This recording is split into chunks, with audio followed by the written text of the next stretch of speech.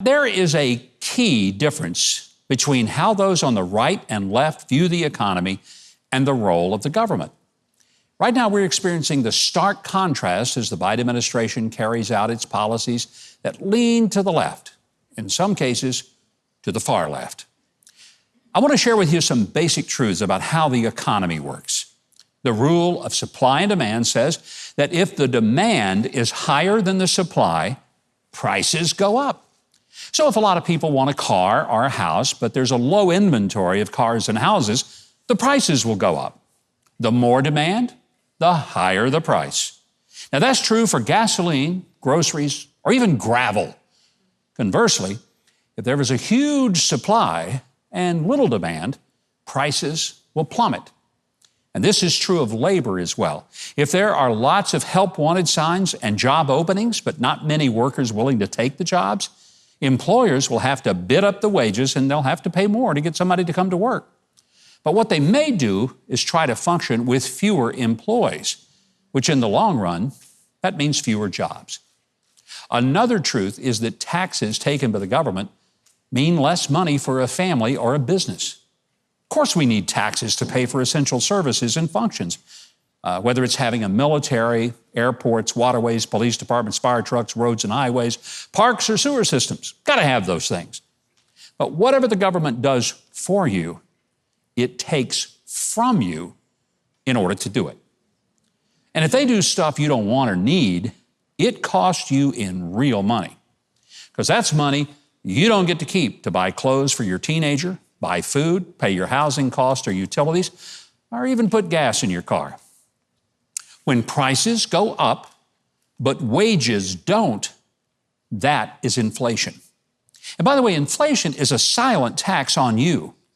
If the cost of your electricity, gasoline, food, building supplies, and the cost of labor goes up, you have less money left to do the things that you want to do. And you've got less money to buy things that you want to buy. The decrease in what you can afford to buy leads to fewer things being sold.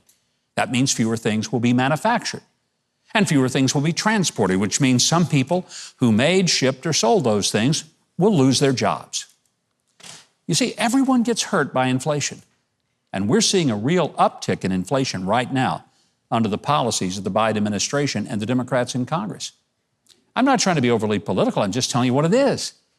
Now, those on the left believe that government ought to do more, much more, to redistribute the money in the economy by taking more from the people who have worked and then giving to those who either didn't work or who didn't earn as much as others. Sometimes government promises to do things for people. We're going to give you free college. We're going to give you free child care. But it isn't free. It ain't free at all. The government will have to take more of your money to pay for it. And when taxes are higher, you got less money. And your employer, he has less money. And then you can't buy things you want, and your employer can't increase your wages or increase your benefits. And a store can't afford to put more items on the shelf. That means fewer things are ordered, fewer things get shipped, fewer things are made. Get the picture? Well, good, because the folks on the left don't seem to. You see, they truly believe that they can spend your money better than you can. And if you actually believe that, you're going to love those who govern from the left. If you believe that you could spend your money better than the government, then you might want to vote for people more on the right. It's really not that complicated. And by the way, how you vote will determine how you live. It was Barack Obama who said elections have consequences. They really do. And if you've bought gasoline, clothes, food, or planned a vacation lately, I hope you have noticed the consequences, because there are some. Thanks so much for watching, and I hope you enjoyed that video. If you did, be sure to leave a like, then subscribe, and hit the notification bell below. Now, if you didn't like it, you ought to find a Ben Shapiro video to detox you with more facts.